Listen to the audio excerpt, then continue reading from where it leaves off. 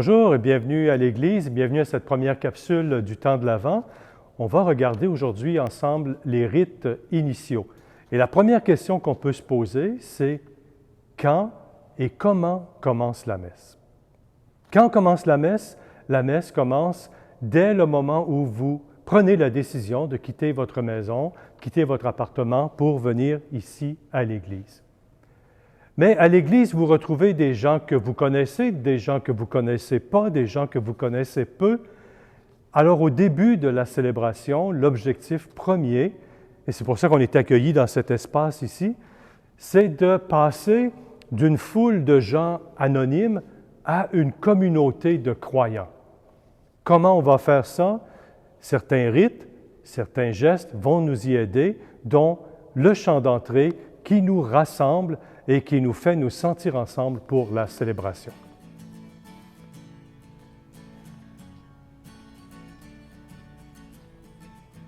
Lorsque nous sommes donc entrés en célébration avec le chant d'ouverture, c'est bon de nous rappeler qui nous a invités, qui nous accueille dans cette maison, dans cette Église. C'est le Christ. Le Christ qui nous appelle, le Christ qui nous accueille, le Christ qui connaît chacune de nous, qui est en relation personnelle avec chacun et chacune de nous. Et dans l'Église, le Christ est symbolisé par l'autel qui est au centre du sanctuaire. Et lorsque le prêtre va arriver avec les ministres en procession, le premier geste liturgique posé par le prêtre, c'est donc de saluer l'autel. Et le prêtre va par la suite monter vers l'autel pour embrasser l'autel. Alors c'est un geste plein de tendresse, plein de révérence pour le Christ qui, au centre de notre rassemblement, est celui qui nous accueille, celui qui est présent à chacune de nous, comme il l'a dit dans l'Évangile, quand 2 ou 3 sont rassemblés en mon nom, je suis au milieu d'eux. Alors voilà, une fois que nous sommes rassemblés dans l'Église, rassemblés tous ensemble autour du Christ, symbolisé par l'autel, le Christ qui nous accueille, le Christ qui nous connaît, le Christ qui nous offre dans l'Eucharistie sa parole, sa présence, sa lumière. Alors, on se sent tout à coup honoré, bien sûr, mais aussi tout petit devant la grandeur, devant la beauté, devant la bienveillance de Dieu.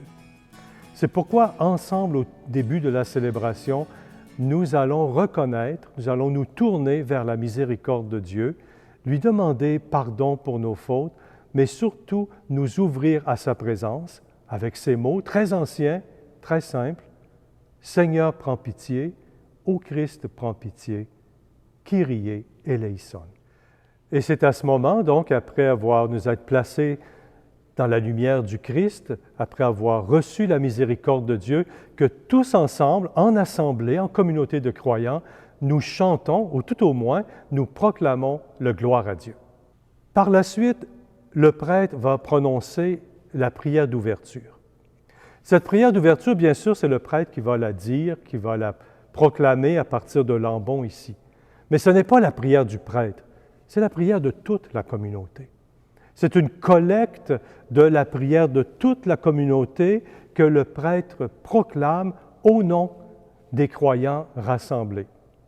C'est pourquoi, après avoir invité à la prière, normalement, le prêtre va faire une pause de quelques instants. Et pendant cette pause, chacune de vous peut associer sa prière.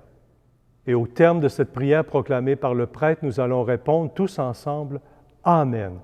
Amen, un mot qu'on va répéter plusieurs fois dans la célébration, un terme hébraïque qui veut dire « oui, je consens »,« oui, je suis d'accord avec ce qui vient d'être dit »,« oui, je suis d'accord avec ce qui vient d'être fait ».